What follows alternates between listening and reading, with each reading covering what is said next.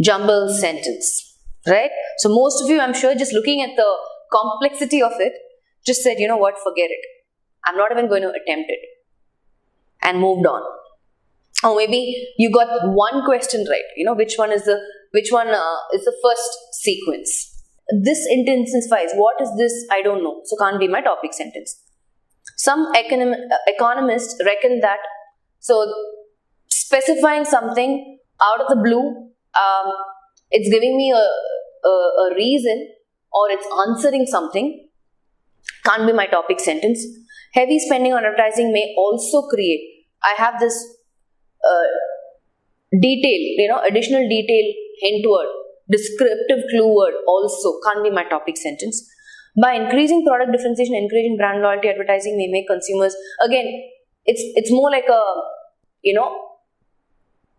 sentence that comes in between, giving me some information or acting as a supporting statement.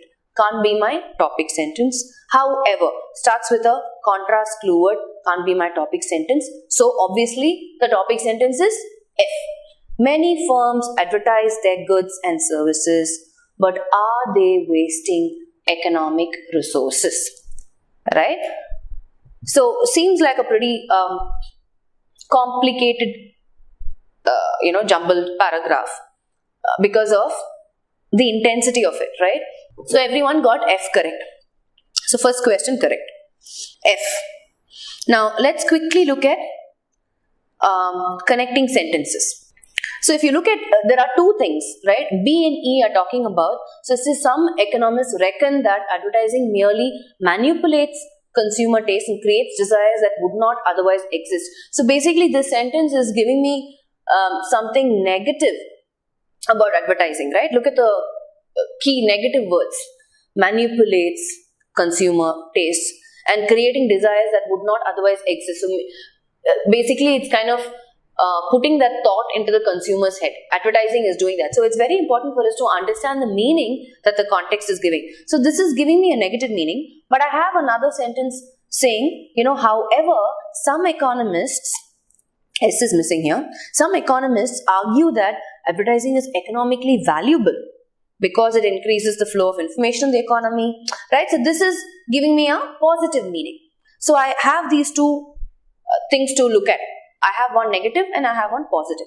Now, the remaining sentences obviously is going to either support the negative statement or is going to either support the positive statement. So, I need to see which of these sentences are giving me that link, right? So, look at A. It says this intensifies competition as consumers can be made aware quickly when there is a better deal in offer. So, this is a good thing, right? If consumers come to know because of advertisements, if they come to know, hey, you know what? This is a good deal. I need to go take advantage of it before the discount expires, right? So, A is a positive thing. So, I can quickly link that to E because E is also talking about something positive, right? Let's look at the other sentences, C and D. Those are the remaining two sentences, right? So, let's quickly look at C and D and understand what meaning these sentences are giving. If you look at C, it says heavy spending on advertising may also create a barrier to entry, which means there has to be a preceding sentence because also is just additional supporting statement. So, what is the other sentence that is left? D. By increasing product differentiation and encouraging brand loyalty, advertising may make consumers less price sensitive, moving the market further from perfect competition. So, I have an idea of what needs to be connected, but let's go back to the topic sentence. Many firms advertise their goods and services, but are they wasting economic resources? Okay. And then I have B saying some economists reckon that advertising merely manipulates consumer tastes and creates desires that would not otherwise exist. One strategy to connect sentences is to ask questions. So, how is advertising manipulating consumer tastes? How is it creating desires that would not otherwise exist in consumers? D. By increasing product differentiation and encouraging brand loyalty. Are you following? How are they manipulating consumer tastes? They're saying, see, some of us are very particular or brand conscious, right? It's like almost like a social image that you want to create. right? So it's expensive to, it kind of projects what sort of a social status you have when you wear certain branded clothes. And you don't mind paying for it, even though it's expensive, right? I can get the same look and feel of a Levi's jeans in a ordinary jeans as well. But still I will go only for that brand. Why? Because I'm brand conscious. People need to know, hey, I'm wearing Levi's and not any other jeans, right? Which means,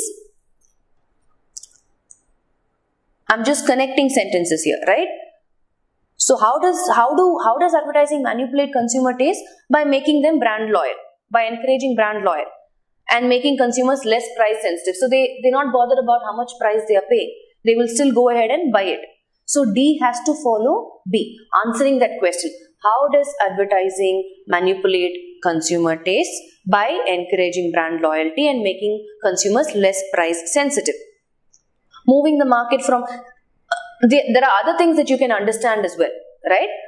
Moving the market further from perfect competition towards imperfect competition. So these are some terminologies which probably you may not be aware of, right? What is a perfect competition? So when I say perfect competition, I'm referring to, when firms make normal profit. What's normal profit? Whatever the bare minimum profit is necessary to keep them in business, right? They won't overshoot their price. So for example, if I have a clothes store, okay, I am getting it wholesale. Let's say I am importing it from Dubai. Okay, so I am importing clothes from Dubai, or I am importing clothes from some other place where I get it in bulk for a particular price. But when I am selling it in my shop, I am not selling it at a rate in which helps my business run. I am selling it at an abnormal rate.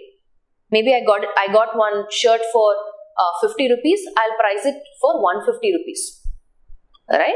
If I say 100 rupees or even 75 rupees, that 25 rupees profit is enough for my business to run. But no, I am going to price it at an abnormal rate. Now that's imperfect competition. Perfect competition is making sure, boss, this is the price I got it at, this is the price I will sell it for, right? And this is my profit to help me run my business. I will not overshoot the price.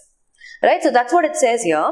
By increasing product differentiation and encouraging brand loyalty, advertising may make consumers less price sensitive. You don't mind paying so much. Moving the market further from perfect competition towards imperfect competition. For the same jeans that would only cost you, 650 rupees, you are willing to pay 1500 rupees. Increasing the ability of firms to charge more than marginal cost. Yeah, understand the context. So, this is an answer D. D has answered B. So what about the remaining? And then there is another negative sentence about advertising, which is C. Heavy spending on advertising may also create a barrier to entry, as a firm entering the market would have to spend a lot on advertising too. So it's not just the consumers who have been manipulated. Also the person who is entering the market has to spend a lot on advertising. He has to let the consumers know, right? This is the product that I have, boss, come and buy. Right? So that's the additional thing. So these all of this forms the negative crux.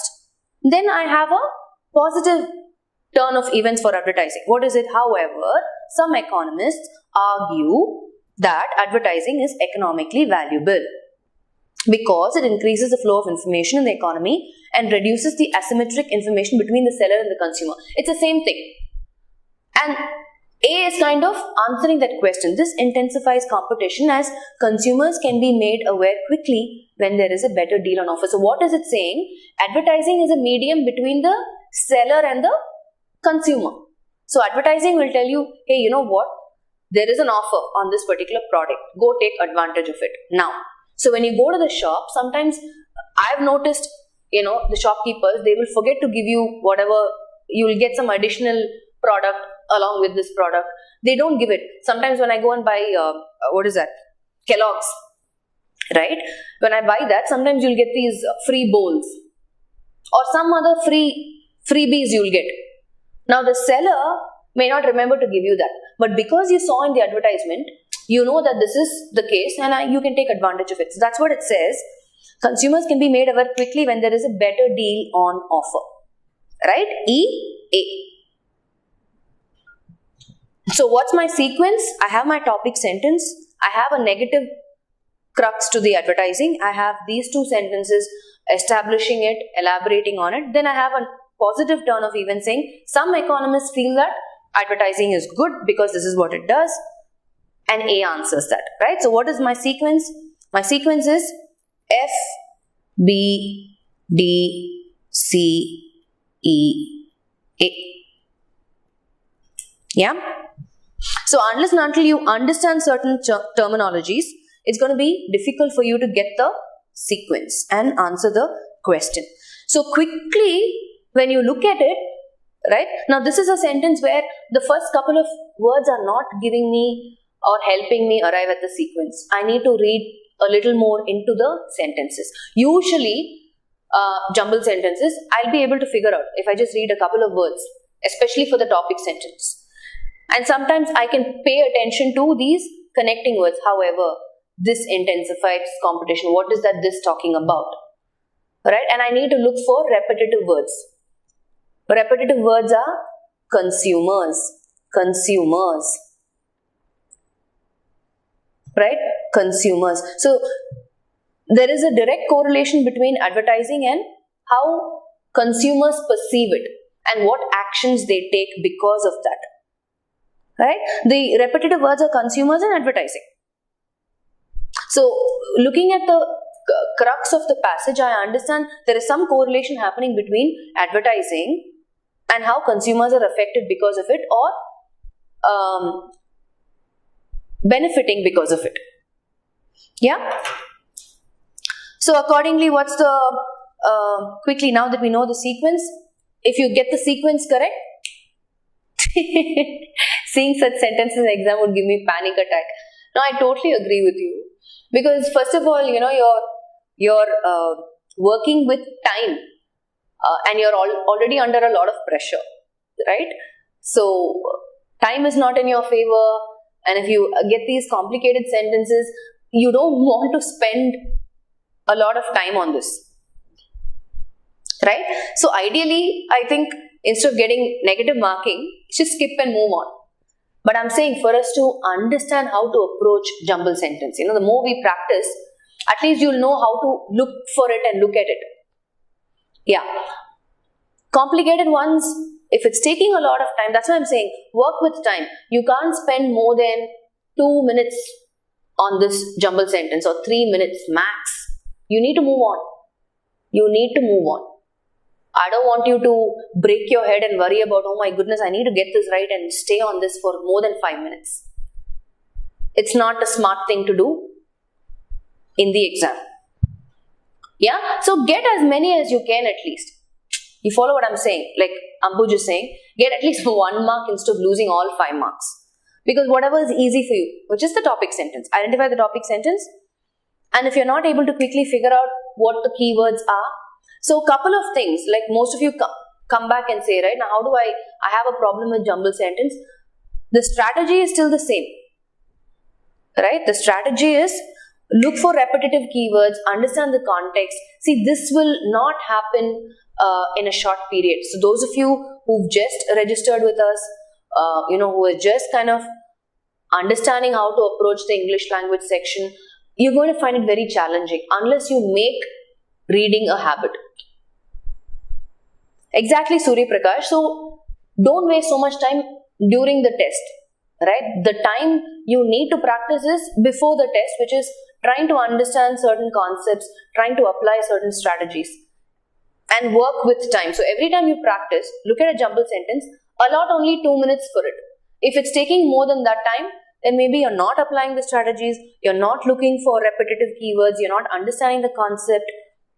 Right? Things like perfect competition, imperfect competition will seriously kind of puzzle you. You don't know what it is. It might sound like Greek and Latin to you. So don't waste time, move on. Yeah? Or, yes, like Vikas says, skip this, finish everything else, come back and see if you have time to look at it one more time. See, sometimes when we are already nervous, right, we tend to get worked up if we are not getting the answer. Don't spend a lot of time on that. Move forward. When you have time towards the end, come back and look at it. Maybe you have 5 minutes to spare. You can attempt this again. So accordingly, you'll get your answers, right? We said the sequence was F was the first sentence. So obviously the first one would be 4. Which of the following should be the second sentence? We said it was B. So that's 2. Which of the following should be the third sentence? We said that was D. So that will be 4. Which of the following should be the last sentence? The last sentence was A. So that will be 1. Fifth sentence was E. And that will be 5. Yeah. So you get the sequence right, you get all your